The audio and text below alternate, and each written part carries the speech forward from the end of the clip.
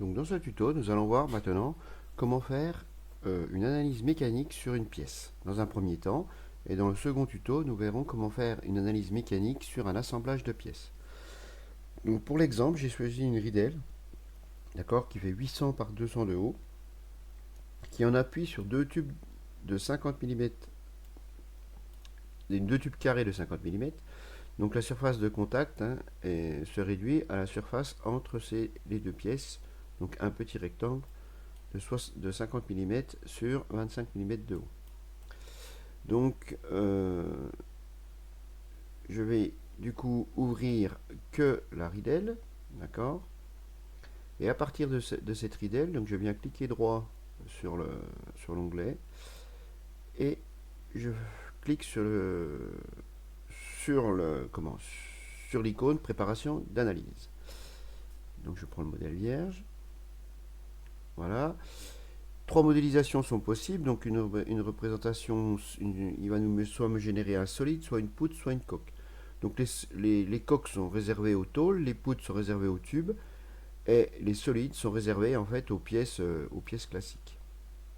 Donc moi, comme je suis une tôle, donc lui il a reconnu, donc il me propose une coque, je valide. Donc je vais faire une analyse linéaire, une statique linéaire, et je valide.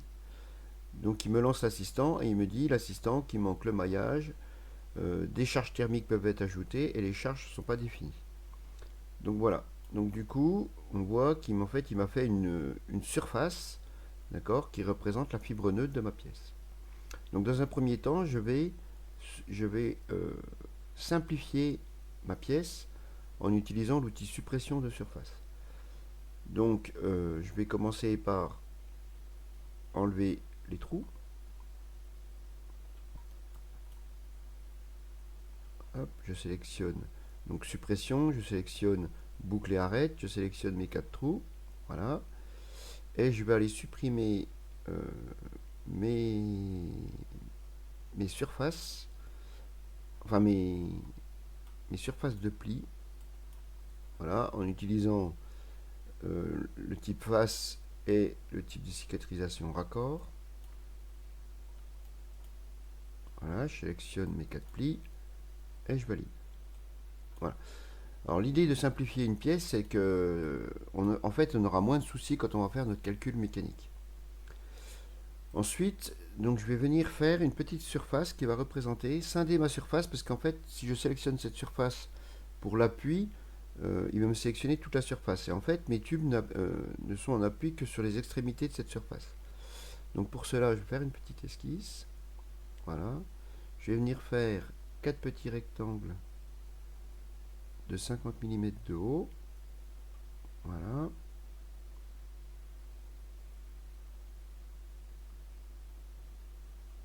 Voilà. Et je viens les imprimer. Donc voilà, j'ai ma petite surface. Et après, je vais venir les imprimer, donc toujours dans l'onglet surface, sur ma pièce. Et comme ça va scinder ma surface en 3 surfaces. Donc voilà, donc maintenant, je vais rester sur cette face-là. Je vais dans analyse, et dans analyse, en fait, je vais pouvoir charger mon solide. Donc alors qu'est-ce qu'on a là? On a des pressions hydrostatiques, c'est-à-dire hydrostatique, c'est de l'eau dans un bac, hein. La charge, la force de l'eau à la surface n'est pas la même qu'en profondeur. Voilà, la pesanteur, l'accélération. Je peux y ajouter des contraintes thermiques, hein. Donc ça sera le sujet d'un autre tuto. Et je vais lui mettre des encastrements. Donc là, je vais encastrer donc mes 4 surfaces. C'est-à-dire que pour que le calcul se fasse, il y a au moins une surface, une arête, un point du solide qui est fixe. Donc voilà. Donc il va mettre des petits repères qui représentent les liaisons encastrement. Le repère, il est mis dans un sens, on ne peut pas le retourner, hein. Du coup là, il traverse la pièce, mais c'est pas très grave. Donc voilà. Et je vais venir charger ma face avant, donc cette face là, avec une force surfacique, donc je fais un clic droit, une force surfacique de 100 décanewtons. D'accord, je suis parti sur un exemple où j'allais mettre en fait 100 kg sur ma tôle. Je choisis la direction qui est normale à ma tôle et le sens hein, avec la petite flèche. Donc je vais appuyer sur ma tôle. Donc je vois que l'impression a aussi coupé cette face-là. Donc il faut que je rajoute là les petits bouts de surface qui manquent. Voilà, histoire que la surface soit complètement sélectionnée. Je valide. Voilà. Maintenant je suis prêt pour mon calcul. Hein. Donc l'icône résolution est passée au vert. Donc voilà, donc dans un premier temps il va me faire un maillage. C'est-à-dire qu'il va simplifier la pièce par des petites surfaces triangulaires. Donc il me propose une taille cible, donc ça va être la taille de mes triangles. Donc dans un premier temps, je vais la laisser là. Plus la taille sera petite, plus les calculs seront longs. D'accord. Plus la taille sera grande, moins les calculs seront longs. Mais il est possible que ça ne marche pas. Puisque après, ça va simplifier trop ma pièce. Donc voilà. Je vais enregistrer. Hein. Pensez à enregistrer avant de vraiment lancer les calculs. Parce que s'il y a un problème, si le logiciel n'arrive pas à calculer ou si on s'est trompé dans les forces et ainsi de suite, ce qui risque de se passer, c'est que le logiciel va planter et il va falloir tout recommencer. Donc voilà, les encastrements sont mis, les forces sont mis, la charge est mise, donc je peux lancer le calcul de déformation de ma tôle. Donc voilà, donc il me propose une échelle, donc là il m'ouvre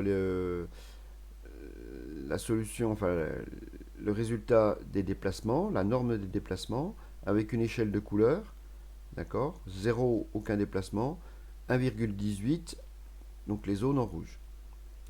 Donc vous pouvez augmenter les couleurs, d'accord. On peut aussi zoner les couleurs, c'est-à-dire qu'on peut faire un détail plus fin ou moins fin. Voilà, vous pouvez bouger l'échelle si vous voulez. Donc dans les résultats, on est dans les déplacements, donc on peut avoir la norme du déplacement ou sinon dans certains axes. Par exemple, si je choisis l'axe Y, je valide. Voilà. Voilà, Y donc se retrouve à l'horizontale. Et là, après, j'ai un facteur d'échelle. Un facteur d'échelle pour augmenter le défaut, d'accord, pour voir en fait comment la pièce va vraiment se déformer. Voilà. Alors c'est quelque chose qui est amplifié. Elle ne se déformera pas comme ça. Hein. Là, l'intérieur, enfin le fond va se déplacer de 1,18 mm, hein, pas plus. Donc la partie verte. Après, j'ai un deuxième résultat possible, les contraintes. Hein, donc c'est toujours quelque chose qu'il faut regarder. Hein, donc il faut regarder les déplacements et les contraintes. Hein. Voilà, les contraintes. Donc là, j'étais parti avec du S335. Donc la contrainte maximum est de 66 mégapascales, donc bien inférieure à 355. Donc ma pièce va résister. Le logiciel, si je dépasse cette contrainte, le logiciel ne va pas faire la rupture de ma pièce. Ce qui risque de se passer, c'est que si vous dépassez vraiment la limite élastique, ce qui va se passer, c'est que en fait, vous n'allez pas pouvoir faire le calcul. Il va dire que le calcul est impossible. Après, on peut faire des captures d'images, on peut venir faire des mesures précises de certains points. Voilà. Et après, une chose qu'on peut faire qui est intéressant, alors on peut aussi faire le résultat des températures, mais ici ça vaut pas le coup parce que je n'ai pas mis. Et après, là, on peut générer un rapport. Donc on va dans générer un rapport, dans les modèles standards, et vous avez rapport d'analyse statique. Voilà, vous validez, vous laissez faire. Donc là, le logiciel va vous générer un rapport qui va représenter. Donc là, il me demande où c'est que je veux l'enregistrer. Donc moi, ben, je vais l'enregistrer là. Tac. Voilà, rapport d'analyse. Alors c'est intéressant de remplir le nom du client. Hein. Je vous montrerai où c'est. Voilà. On peut donc le nom de l'analyse. Hein. Donc là, par défaut, il a mis ça. Donc c'est intéressant de le changer. Vous pouvez mettre une description. L'auteur. Là, vous pouvez mettre votre nom. Voilà. Hein, pareil, hein, je vous montrerai où c'est. Et voilà, après, donc les caractéristiques de ma plaque, enfin de ma tôle, les forces que j'y ai appliquées, les résultats maximaux, les contraintes, les réactions au niveau des contacts. Et après, il va m'afficher les différentes vues, enfin les différents, en fait, les différents résultats que j'ai ouverts. Voilà. Si vous en voulez plus, il faut en ouvrir plus, tout simplement. Donc si vous voulez rajouter sur votre rapport, le nom du client, il faut double-cliquer sur le titre de votre projet et remplir ce qui est là. Voilà. Après, pour la description, donc le nom il va être là. Voilà, propriété. Donc là, vous changez le nom. Voilà, analyse linéaire. Et la description, ouais, elle doit être là, je pense. Bon, je ne vais pas affirmer. Donc voilà. Alors après, ce qui peut être intéressant, c'est que là, on est donc sur notre IDEL. On peut aller voir notre menu. Donc là, dans notre menu entité, on peut voir l'analyse qu'on vient de faire. Alors là, on pourrait voir calcul, on pourrait l'appeler un calcul RIDEL, avec les différentes charges, les forces et les blocages. Après, on a notre maillage qui est là, hein, donc on peut rééditer le maillage pour changer la valeur cible. Et après, on a la structure. Donc là, je vais l'éditer. Donc la structure, donc on a l'acier S235 et on a l'épaisseur 1,5. Donc on peut venir changer cette valeur en cliquant seulement sur enlever, hériter la coque, et puis venir remettre une valeur. Par exemple, je vais passer en 3 mm. Voilà. Je reviens là et j'actualise, d'accord, mon calcul. Je vais aller dans déplacement puisque ça va plus me parler. Allez, je vais prendre la norme. Voilà. Et maintenant, je vois que mon déplacement, en augmentant l'épaisseur, a diminué quasiment de 1/6. D'accord, a été divisé par 6 plutôt. Voilà, voilà, et vous pouvez refaire un rapport et ainsi de suite. Donc c'est intéressant. Vous pouvez venir donc du coup là changer.